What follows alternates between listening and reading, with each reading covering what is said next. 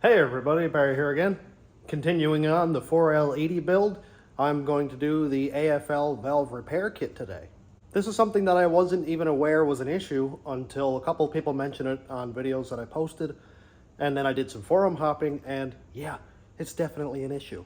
The valve basically moves back and forth in like a reciprocal motion inside the valve body and wears out the bore over time, causing cross leaks from one passage to another.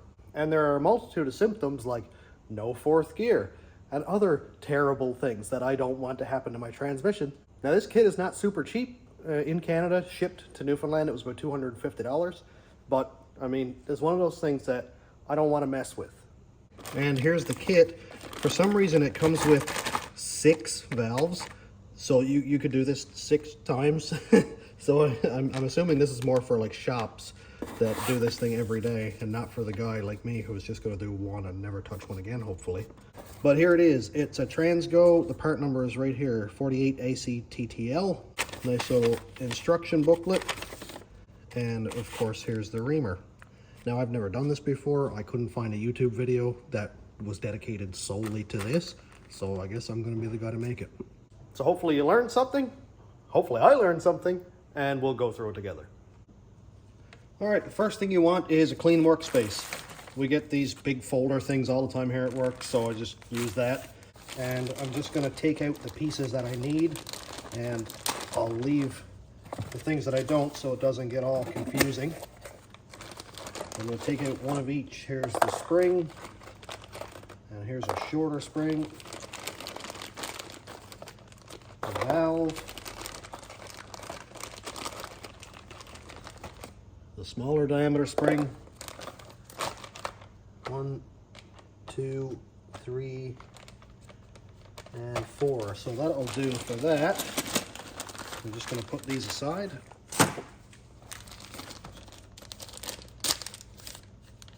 And here's the reamer. This is nice. It's got like an arbor where I guess it'll fit into the valve, and then it holds it perfectly straight as you're reaming. That's cool. I like that. I'll keep those bags. And another thing you want is a clean piece that you're working on. So I already soaked this in Varsol, cleaned it up.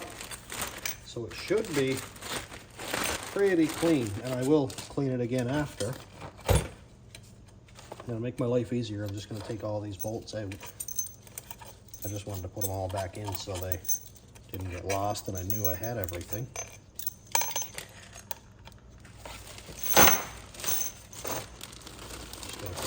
Bag.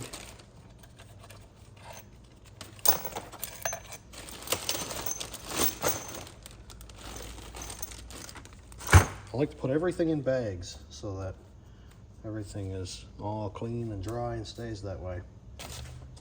All right, so holding the valve body in that orientation, it's going to be right here, I would say, is the solenoid there, and it's going to be right above that, so it's in this spot right here in that passage.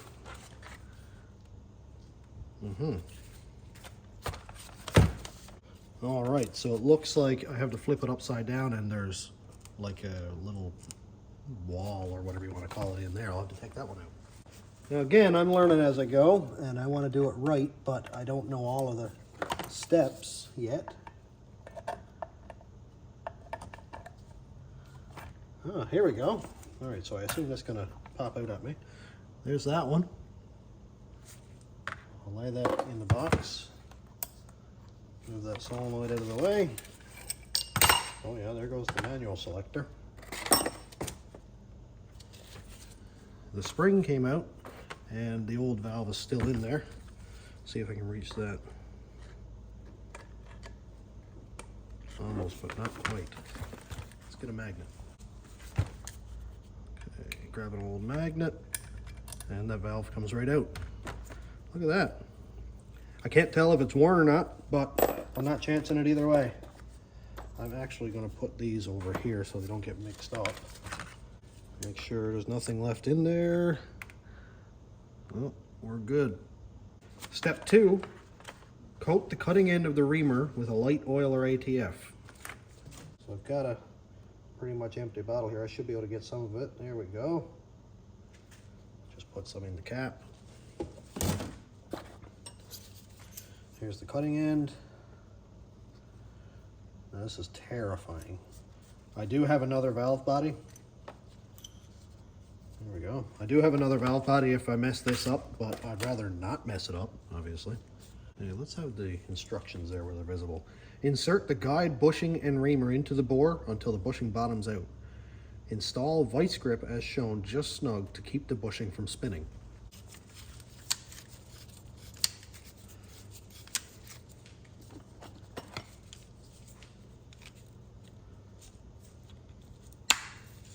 Yep, I can still spin, so that's good. I'm gonna put a little on the outside too, just to be sure that nothing's gonna happen. I gotta make some room for myself. All right, let's get that in there nice and straight. Okay, install vice grip. Turn the reamer at slow speed with the drill motor. Turn the valve body over and blow out the chips. One tip that I picked up on a forum, the person said don't move the reamer in the reverse direction. Always have it moving forward or clockwise because it can wear out the teeth on the reamer. Look at that, man. That fits in there real nice.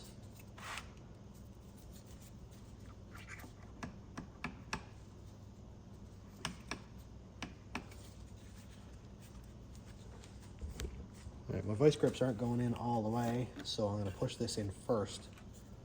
Oh wow, that goes in there quite a ways.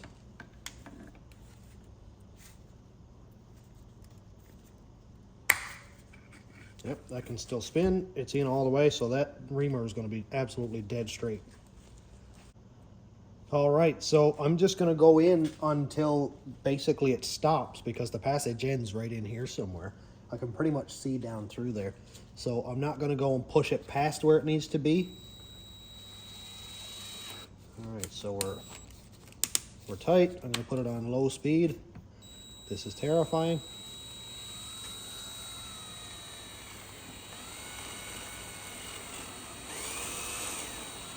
Oh yeah, that looks pretty cool. Let's get a top view.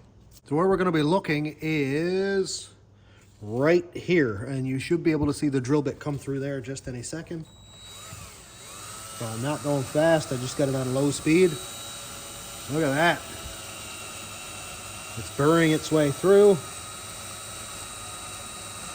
Just taking it slow.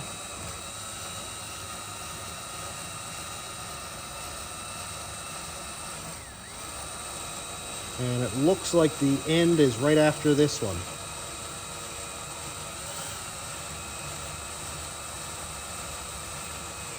And that's it. It stops right at that wall, so I'm just going to go in still the clockwise direction and pull it out nice and straight.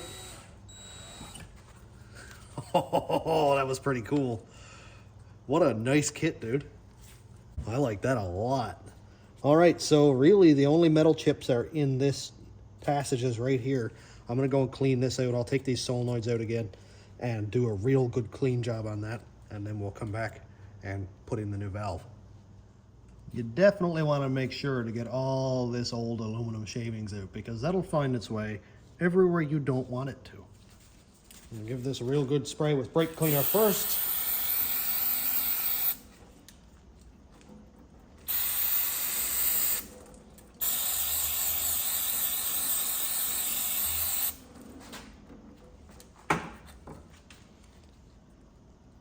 And it just directed the metal everywhere.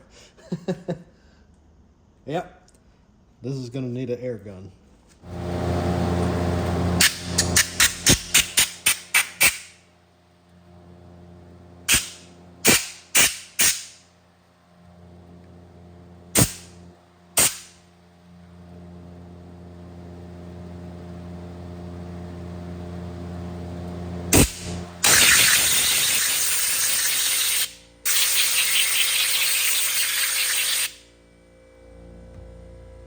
All right, took a couple of minutes, but we're all cleaned up. Everything down in here, these passages are nice and clean. I will again give it a clean before I put it back on the transmission, but that's gonna be a couple of weeks. Now we've got a couple instructions. This is reassembly time now. Install the new oversized actuator valve and applicable springs. If you have the roll pin type, you use the white spring. If you have the clip type, like I have in this one, we'll use the orange and the plain spring. We can see here faintly, this one has orange and this one has some white paint on it, so we won't bother with that one. This spring is just going to go inside of there. And here's the new valve. I got to clean off my transmission assembly lube bottle because this thing is getting kind of dirty. And all I'm going to do is transfer dirt from the bottle to my hands to the part. Alrighty. We don't want any of that. So I'm going to put some assembly grease on the valve. You can use whatever you want, ATF, Vaseline, I'm sure it doesn't matter as long as it's lubricated up. I'm just going to paint some of this on there. I'd rather not have any dryness at all here. I realized over the last couple of years that I shake a lot. I'm sure that's probably nerve damage from too much brake cleaner. All right, put that valve in, and then this spring, and then the bigger spring, and then the clip. Now this is going to be fun. This is going to be lots of fun trying to get that clip in. So what we'll use, a flat screwdriver, I guess that's what that notch fits. So I've got a fairly big flat screwdriver here. That should allow me to push that in, make sure the valve is in all the way. Let's check the operation on that, I suppose. Yep, that's bottomed out. I'm just going to push that in.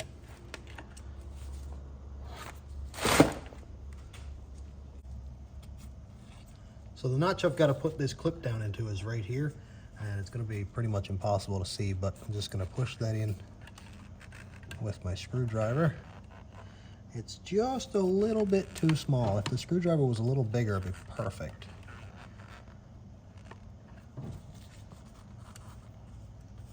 Rotate that one a little bit.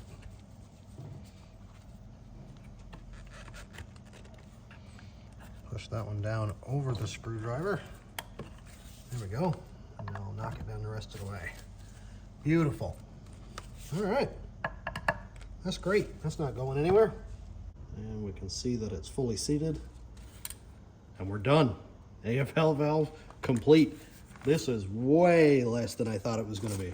I thought it was going to be this big deal and I was going to mess it up, but nope. Anybody can do it. Awesome. So some of the symptoms are listed right here. The bore wears, like I mentioned, and it causes low pressure while hot. Clutch, band, and converter slippage, not good.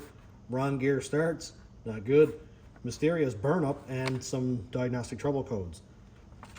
This is 100% worth getting ahead of. I know I paid a lot of money for it, but now I'll never have to worry about it again. And that's absolutely worth every penny. So I hope this helps.